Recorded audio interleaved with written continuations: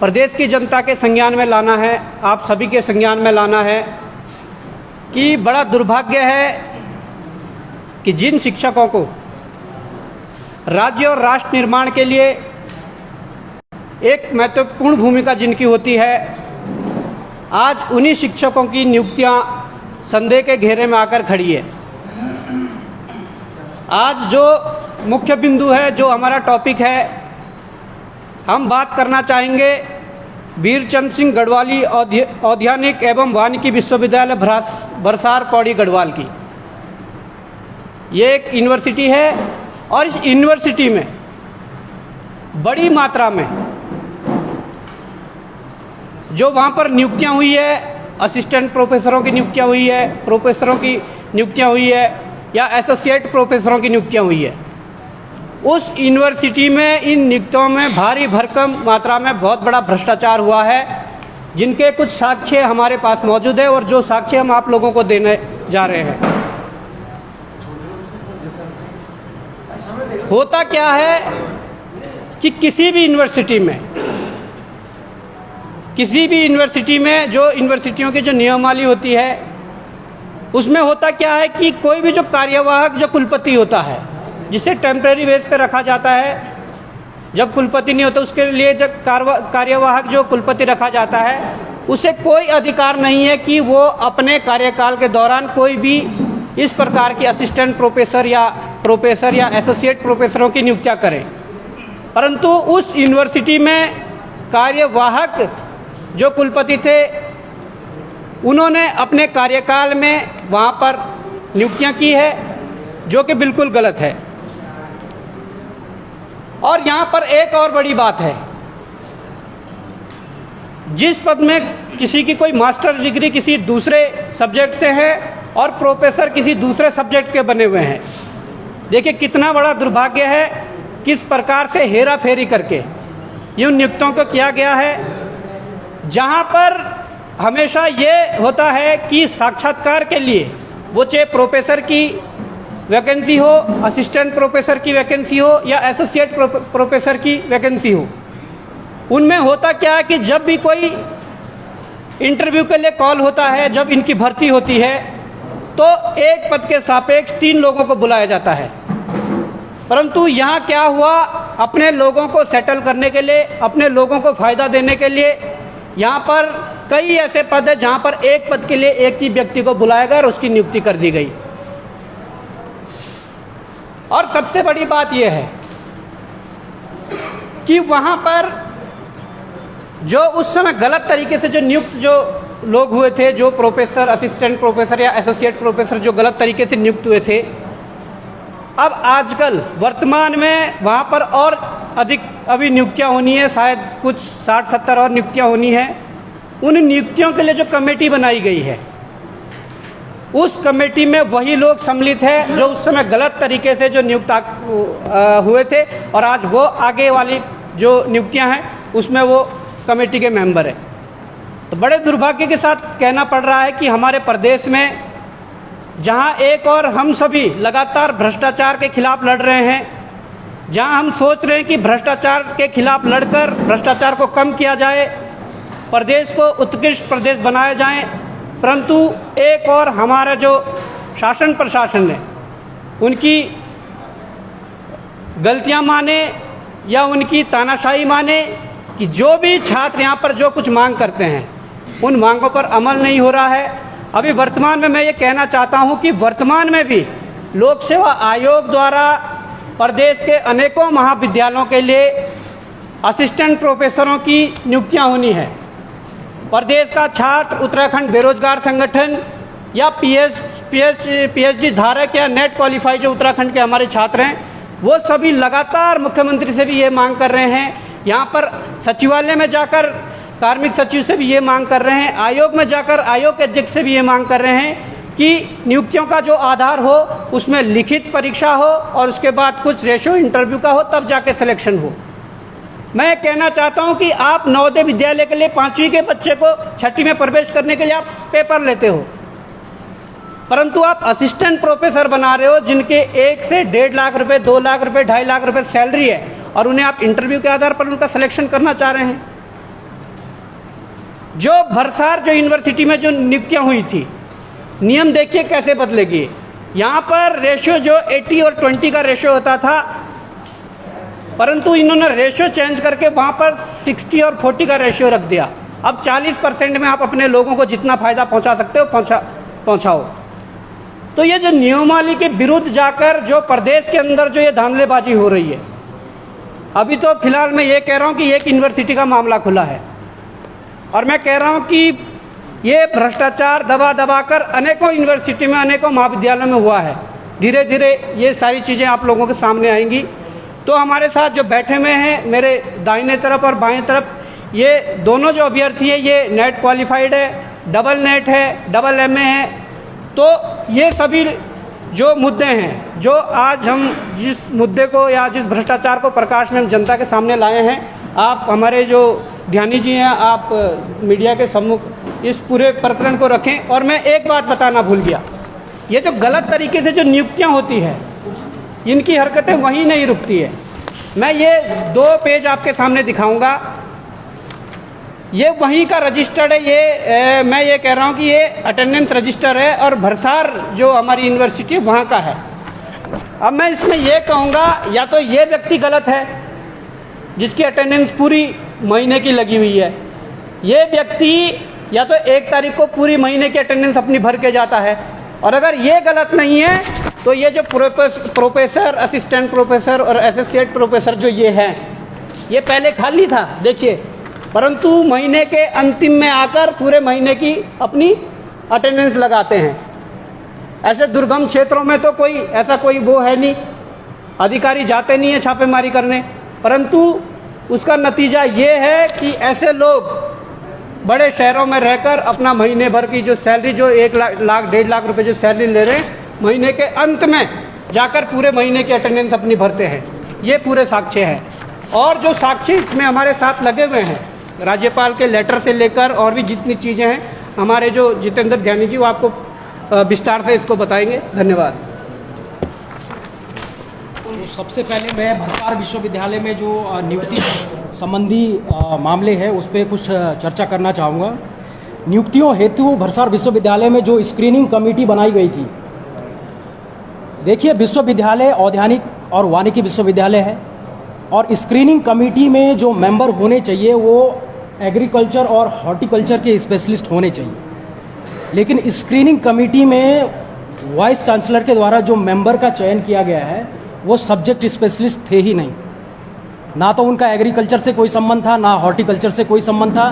बल्कि उनका संबंध था फिजिक्स, केमिस्ट्री, मैथ। और कहाँ से वो लेके आए इसका अभी तक हमें कोई पता नहीं है, लेकिन वो सब्जेक्ट स्पेशलिस्ट थे ही नहीं। तो इस तरह से इन्होंने गलत तरीके से नियुक्तियां करी हैं। और मैनेजमेंट जो काउंसिल होती है विश्वविद्यालय में, मैनेजमेंट काउंसिल नियुक्तियों संबंधी सर्वोच्च परिषद है जिसे नियुक्तियों का संपूर्ण अधिकार है, नियुक्तियां उसी के थ्रू होती हैं। लेकिन प्रबंध परिषद जो है मैनेजमेंट काउंसिल की अनदेखी करते हुए कार्यवाहक VC के द्वारा विश्वविद्यालय में मनमाने ढंग से नियुक्तियां की गई। और जो रोस्टर बनाया गया था जिसमें एलाइड सब्जेक्ट को एंट्री दी गई थी विज्ञापन में, वो भी बिना एकेडमिक काउंसिल के अनुमति के बनाया गया था। इसको मैं एक एग्जाम्पल के थ्रू समझाना चाहूँगा कि मान लीजिए कि कोई डॉक्टर है जो जनरल फिजिशियन है और जनरल फिजिशियन को आप कोई न्यूरोलॉजिस्ट बना देते हैं। इस टाइप का जो है यहाँ पे हुआ है नियुक्तियों में झोल झाल। कुछ इसके एग्जाम्पल मैं देना चाहूँगा आपको। यहाँ पे assistant professor forest product and utilisation के हैं जिनके पास डिग्री है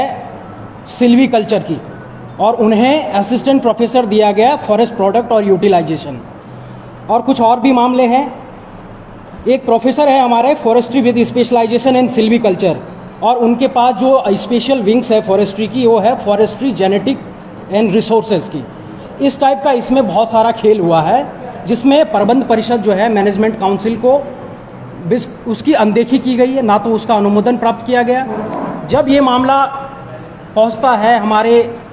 तत्कालीन गढ़वाल कमिश्नर श्री रविनाथ रमन जी के पास, जिन्हें भरसार यूनिवर्सिटी का कुछ समय के लिए कुलपति भी नियुक्त किया गया। तो जब ये मामला उनके संज्ञान में आया तो उन्हें ये सारी पहली नज़र में वो समझ गए थे कि ये बहुत गलत तरीके से नियुक्तियां हुई हैं, और उसके बाद उन्होंने इसके लिए एक जांच कमेटी का गठन करवाया, जिसकी हमारे पास रिपोर्ट है, ये देखिए आप, जिसमें जांच कमेटी में पौड़ी के डीएम हैं और कुल सचिव औद्यानिक एवं वानिकी विश्वविद्यालय।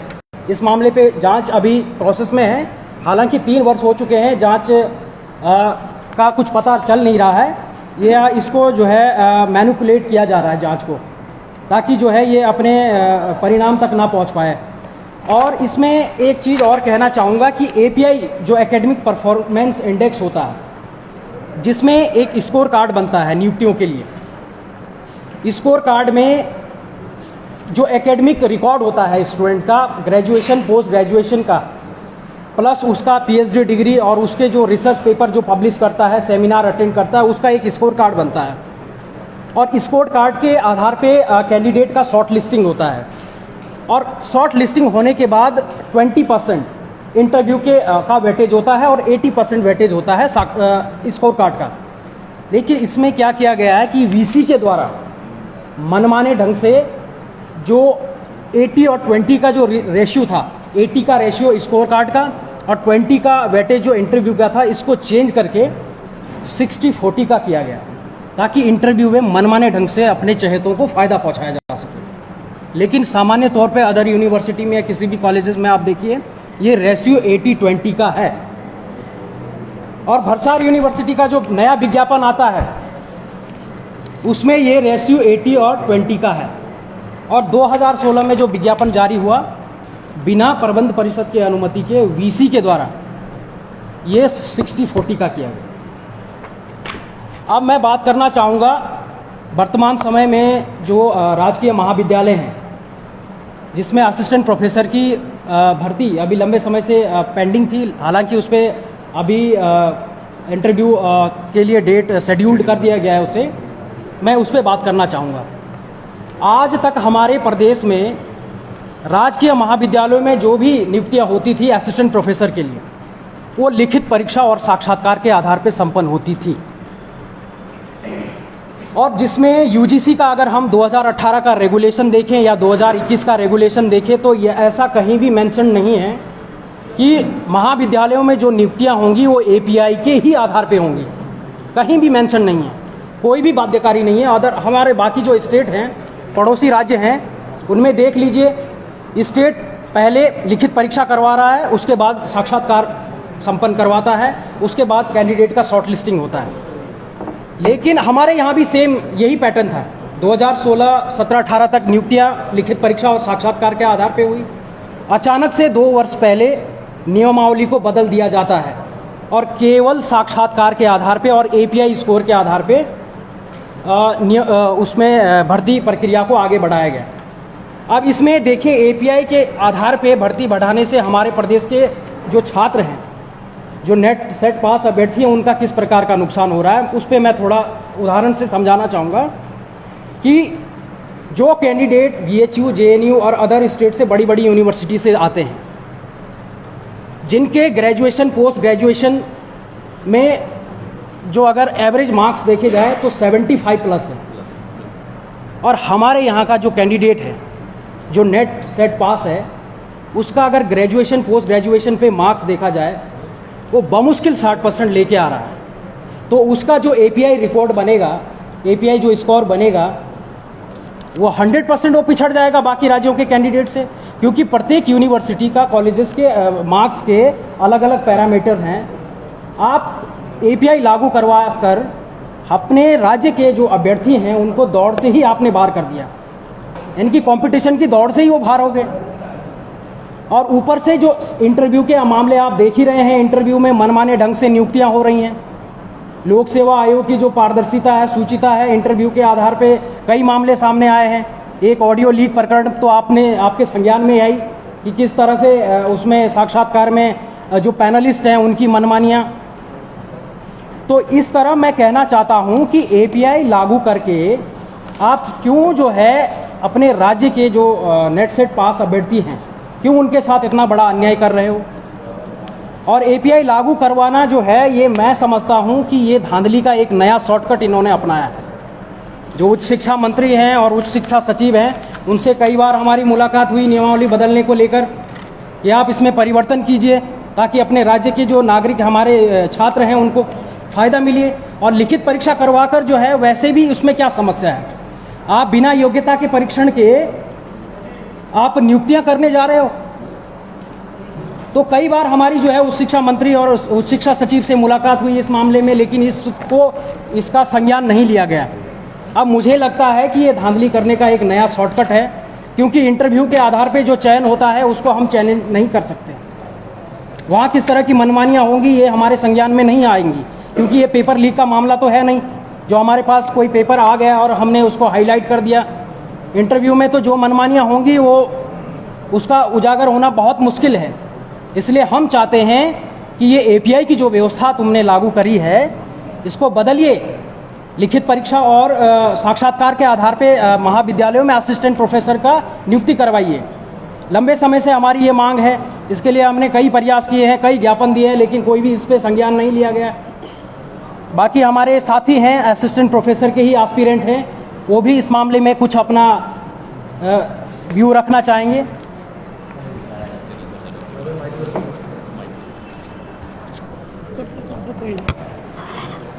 सबसे बड़ी बात यह है सर कि उत्तराखंड पर्वतीय राज्य है और आप यदि पर्वतों की स्थिति देखेंगे तो संसाधनों की बहुत बड़ी कमी है और उच्च शिक्षा से जुड़े हुए जितने भी संस्थान हैं उनकी तो बहुत ही बड़ी मात्रा में कमी है। इस दशा में सर जो वर्तमान चयन प्रक्रिया है एपीआई आधारित, उस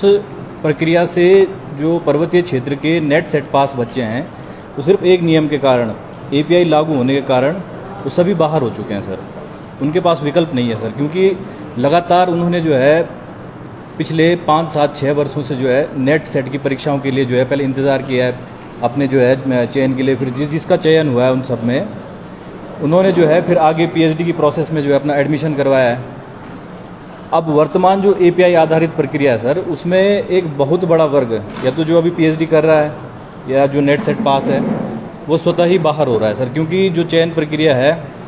उसमें कई सारे दोष हैं सर, जैसा कि ध्यानी जी ने आपको बताया सर। और इससे ये हो चुका है सर कि छात्रों में बहुत रोष है सर इस चीज़ का कि जो है ये जो पूरी प्रक्रिया है इससे हमें बाहर किया जा रहा है। इसके अलावा सर जैसे ध्यानी जी ने बताया कि अन्य राज्य देख लीजिए सर, आप यूपी देख लीजिए, वहाँ पे लिखित परीक्षा हो रही है, हिमाचल में लिखित परीक्षा होती है, कई अन्य राज्य हैं जहाँ पे जो है जैसे आप गुजरात में वहाँ भाषागत प्रावधान है, भाषा को जो है प्राथमिकता दी जाती है, पंजाब में भी जो है भाषागत प्रावधान जो है लागू होते हैं, जम्मू कश्मीर में सबसे बड़ी बात स्थायी निवास। सिर्फ हमारा ही राज्य बच जाता है सर जो अपने ही राज्य के बच्चों को जो है सर पीछे करने में लगा हुआ है, क्योंकि सर यदि लिखित परीक्षा होती है तो स्वाभाविक रूप से जो है जो डिज़र्व करते हैं छात्र वो आगे आएंगे और उनका यदि चयन होगा तो स्वाभाविक रूप से जो है उत्तराखंड जो है शिक्षा के मामले में कहीं ना कहीं आगे खड़ा होगा सर। लेकिन वर्तमान जो प्रक्रिया सर उससे सैकड़ों की संख्या में सर बहुत बड़ा छात्र वर्ग सर इस पूरी प्रक्रिया से बाहर हो चुका है। तो मेरा आप सभी से यही अनुरोध है कि जो है इस प्रक्रिया को जो है परिवर्तित कराने में जो है हम सभी की सहायता करें सर, और सरकार से भी यही अनुरोध है कि जल्द से जल्द जो है इस प्रोसेस को जो है सर बदलने की कोशिश करें, क्योंकि सर इतने बड़े स्तर पे यदि जो है छात्र बाहर हो रहे हैं सर तो उससे बेरोजगारी बढ़ेगी और रोजगार नहीं मिल पाएंगे सर यहाँ के छात्रों को, जबकि पहाड़ के लोगों के पास सर न तो संसाधन पर्याप्त हैं और न ही जो है सर साधन है। मैं यही कहना चाहूँगा सर।